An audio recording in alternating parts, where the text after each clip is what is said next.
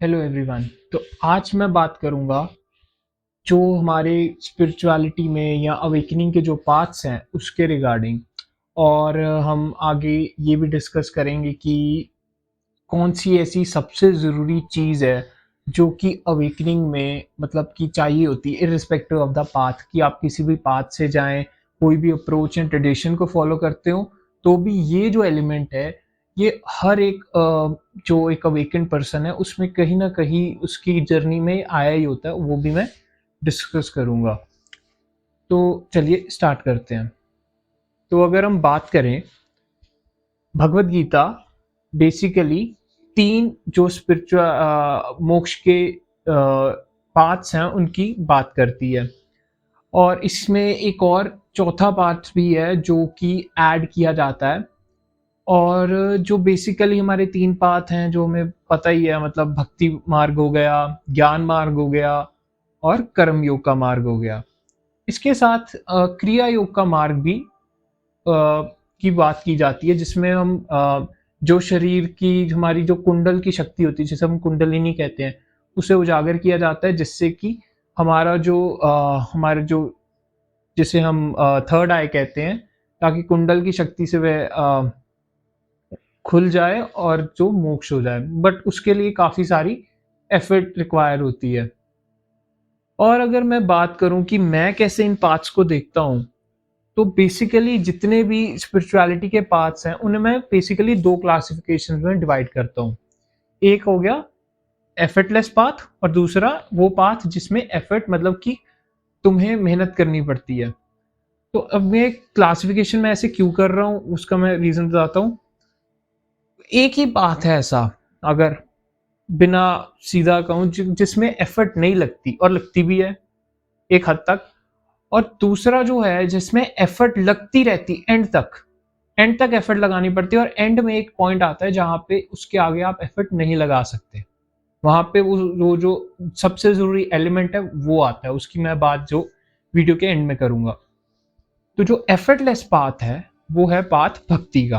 भक्ति मार्ग को अगर हम पाथ ऑफ लव कह लें, प्रेम का जो मार्ग है, प्रेम भक्ति का मार्ग है, तो वो एक हिसाब से एफर्टलेस पाथ है, क्योंकि वहां उसमें समर्पण किया जाता है। सरेंडर की भावना होती है ईश्वर के प्रति। और उसमें जो वन पॉइंटेडनेस होती है माइंड की, वो सारी वन पॉइंटेडनेस मात्र ईश्वर, जिसे हम चैतन्य, प्रभु, कोई भी नाम से आप दे लें, जैसे कॉन्शियसनेस कहते हैं, उसके ऊपर हमारा जो पार ब्रह्म है उसके ऊपर वन पॉइंटेडनेस से वो आ, उस पर फोकस होता है। इस पाथ में, एफर्टलेस पाथ में, जो बात ऑफ भक्ति है, इसमें हम इनलाइटनमेंट मोक्ष की बिल्कुल भी हम चाहत नहीं रखते। उसमें एक ही डिजायर होती है, जो सुप्रीम डिजायर होती है, वो होती है ईश्वर की। जिससे हम मतलब कि सब कुछ ईश्वर ही सुप्रीम है। और जो हम फिर उसमें सारी सृष्टि को ईश्वर का ही रूप समझने लगते हैं, स्वयं को भी, कि जो मेरा आत्मन है वे भी ईश्वर का ही रूप है। और अगर मैं कुछ बात करूं, कुछ जो फेमस सेंट्स हुए हैं जिन्होंने भक्ति मार्ग से अपना मोक्ष पाया है, तो हो गए कबीर दास जी, हो गए संत रविदास जी, हो गए गुरु नानक, हो गए, और जितने भी सिख गुरु हैं, यहाँ तक कि जो जीसस क्राइस्ट भी है, उनका भी अगर हम पाठ ध्यान से देखें तो वो भी ईश्वर गॉड की बात करते हैं, तो उनका भी समर्पण का ही मार्ग है। और अगर हम चलें अब उस दूसरे पाथ पे जहाँ पे एफर्ट रिक्वायर है, और उसमें भी काफ़ी सारे पाथ्स आते हैं, बट बेसिकली मैं उन्हें वो कहता हूँ, उन्हें इस हिसाब से क्लासिफाई करता हूँ जहाँ पे कि एफर्ट लगानी पड़ती है, बिना एफर्ट के बात नहीं बनती। तो कुछ जो ट्रेडिशंस हो गए, या फिर अगर हम बात करें कुछ ऐसे रिलीजन्स की जहाँ पे इस पाथ को बेसिकली सबसे ज़रूरी, मतलब इसी पाथ को फॉलो किया जाता है, जैसे हो गया बुद्धिज़्म आप समझ लीजिए, या फिर जैन धर्म आप समझ लीजिए। इन दोनों धर्मों में भक्ति का कोई भी रूप नहीं है। इनमें सब कुछ, आपको अगर मोक्ष पाना है तो आपको उसके लिए मेहनत करनी होगी, आपको उसके लिए साधना करनी होगी, आपको जो प्रैक्टिसेस हैं वो करनी होंगी, और काफ़ी श्रम के बाद आप शायद शायद अवेकन हो जाए। इसमें हमेशा शायद की रहती है, क्योंकि इस ज्ञान के मार्ग में जो होता है, जो बेसिकली पार्ट ऑफ एफर्ट है, जो ज्ञान का मार्ग होता है, इसमें सबसे बड़ी एंड में प्रॉब्लम आती है कि आप सब कुछ ज्ञान से आप एक हिसाब से छोड़ते जाते हो। तो इसमें भी दो अप्रोचेस होती हैं। एक होती है कि जो नेति नेति की अप्रोच है कि आप सब कुछ लेफ्ट ओवर करते जाओ कि खत्म हो रहा है, और दूसरी अप्रोच होती है कि आप जो एक हिसाब से तांत्रिक अप्रोच भी कहा जाता है कि आप सब कुछ ऐड ऑन करते जाते हो। कि जैसे हम अगर डायरेक्ट पाथ की अगर बात करें कि आप सारी सृष्टि को अपना ही रूप समझते हो कि सारी सृष्टि मेरा ही जो आत्मन का रूप है वही है।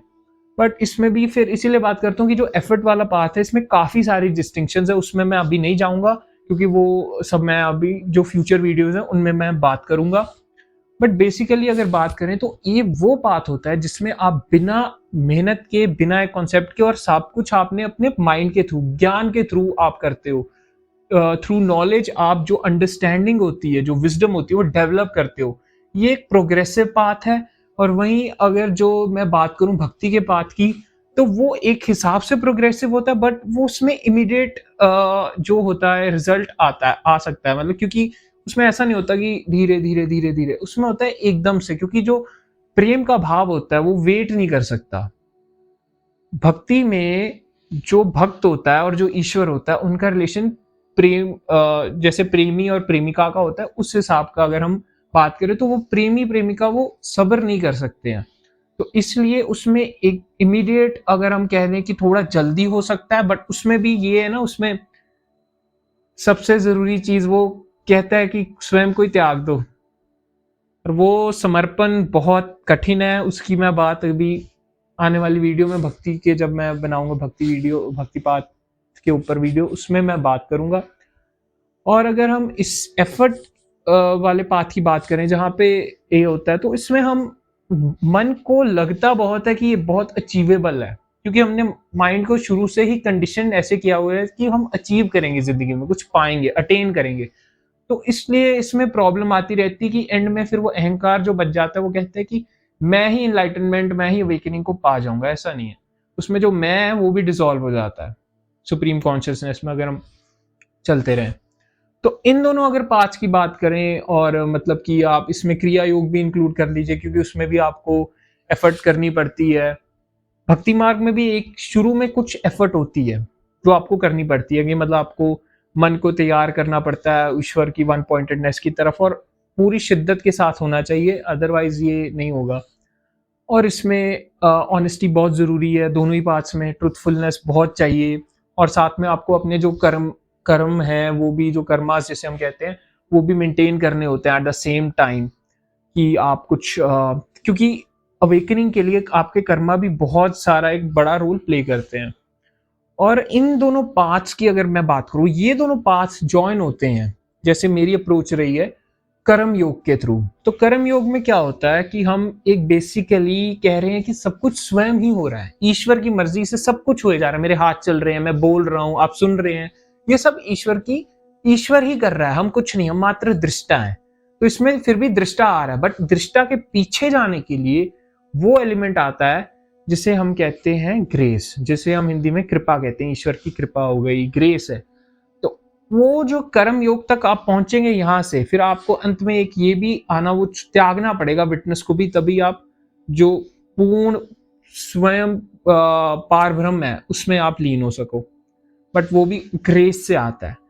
और ग्रेस कैसे होती है, ये वो एलिमेंट है, इररिस्पेक्टिव आप कौन से ट्रेडिशन या पाथ से जा रहे हो, कोई फर्क नहीं पड़ता है आपने बौद्ध धर्म का पाथ लिया या जैन धर्म का, या आप कोई क्रिया योग कर रहे हो या कुछ भी कर रहे हो, आप भक्ति में भी जा रहे हो, किसी भी मार्ग से जा रहे हो, ग्रेस वो एलिमेंट है, कृपा वो एलिमेंट है जिसके बिना कभी भी अवेकनिंग नहीं हो सकती है। और ग्रेस ऐसे नहीं है कि कोई कोई एकदम से बरसात आएगी, कुछ होगा, ये कहीं पे भी आ जाती है, किसी भी रूप में आपके सामने प्रकट हो जाएगी। हो सकता है आपको कोई ऐसा कोई अवेकन पर्सन मिल गया हो, या आप किसी की ऐसी संगति में आ गए हो जो आपको इस दिशा में फेंक दे, या आपने कोई बुक पढ़ ली हो, कुछ भी हो सकता है। और अगर मैं अपनी पर्सनली बात करूं, तो जैसे मेरे जर्नी में महर्षि रमन का एक रोल रहा है काफी अच्छा। तो जब मैंने अपना इंस्टाग्राम का जो मेरा पेज है, जो मैंने जब स्टार्ट किया था, तो तब मुझे मतलब इस बारे में बिल्कुल भी ज्ञान या इस फील्ड में बिल्कुल पता नहीं था स्पिरिचुअलिटी में।